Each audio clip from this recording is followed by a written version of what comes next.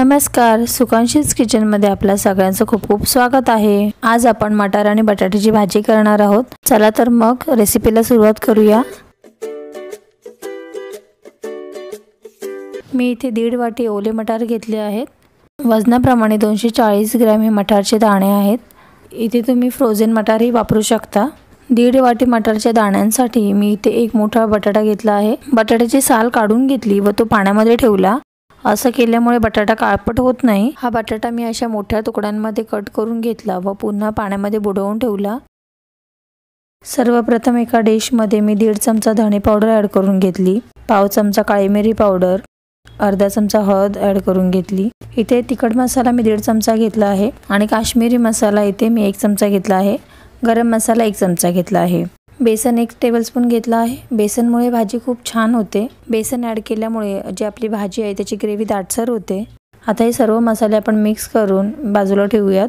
भाजीला फोडणी देऊन घेऊया। त्यासाठी मी कढईमध्ये 2 चमचे तेल ॲड करून घेतलं आणि 1 चमचा तूप ॲड केलं। तूप हे ऑप्शनल आहे, त्याऐवजी तुम्ही 3 चमचे इथे तेलाचा वापर करू शकता। या भाजीमध्ये आपण काही खडे मसालेही ॲड करणार आहोत। त्यासाठी मी इथे 1 तेजपत्ता घेतला आहे, 1 दालचिनीचा तुकडा घेतला, काळी मिरी 5-6 घेतल्या, लवंग 2-3 घेतले आहेत, चक्रफूलच्या 4 पाकळ्या आणि 2 हिरवी वेलची घेतली आहे। हे खडे मसाले आपण तेलामध्ये ॲड करून घेऊया। त्याचबरोबर मी इथे 5 ते 6 लसूणचे असे तुकडे करून घेतले आहेत, तेही आपण तेलामध्ये ॲड करून घेऊ। लसूणला असा हलका सोनेरी रंग आला की आपण ह्याच्यामध्ये 1 चमचा आलं लसूण पेस्ट ॲड करून घेऊया। आलं लसूण पेस्टचा कच्चेपणा जाईपर्यंत आपण ते फोडणीमध्ये परतून घेऊ। आलं लसूणचा कच्चेपणा गेला आहे। आता आपण याच्यामध्ये 1 मोठा कांदा कट करून ॲड करून घेऊ। कांद्याचा कच्चेपणा जाईपर्यंत आपण तो फोडणीमध्ये परतून घेणार आहोत।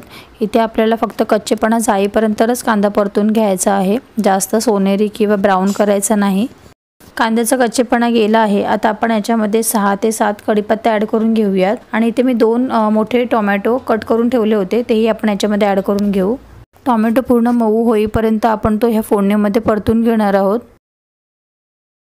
टोमॅटो मस्त मऊ झाला आहे, तुम्ही बघू शकता की फोडणीला छान तेल सुटलं आहे। आता आपण जे मसाले तयार करून ठेवले होते ते आता या फोडणीमध्ये आपण ॲड करून घेणार आहोत। गॅस फ्लेम इथे आपल्याला लो ठेवायचे आहे आणि हे मसाले आपण फोडणीमध्ये व्यवस्थित परतून घेऊयात।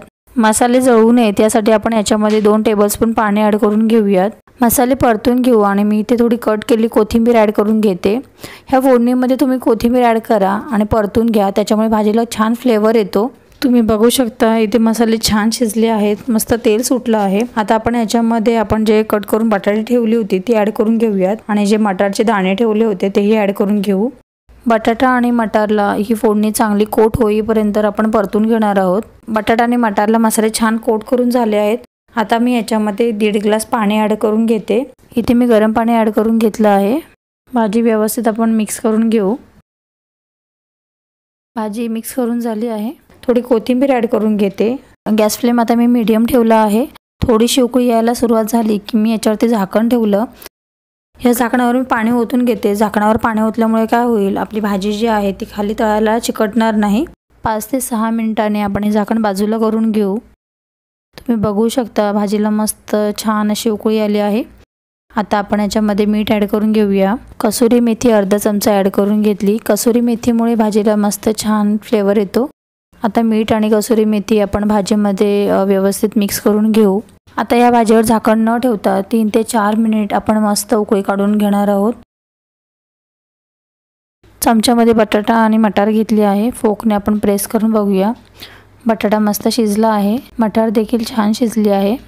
तुम्हाला इथे भाजी घट्ट किंवा पातळ जशी पाहिजे त्याच्याप्रमाणे तुम्ही पाणी कमी जास्त करू शकता।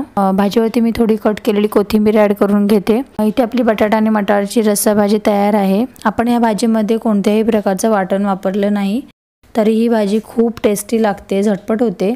आजची मटार आणि बटाट्याची रेसिपी जर तुम्हाला आवडली असेल तर आपल्या चॅनलला लाईक करा, सबस्क्राईब करा आणि बेल आयकॉन दाबायला विसरू नका। पुन्हा भेटू नवीन व्हिडिओमध्ये, तोपर्यंत बाय।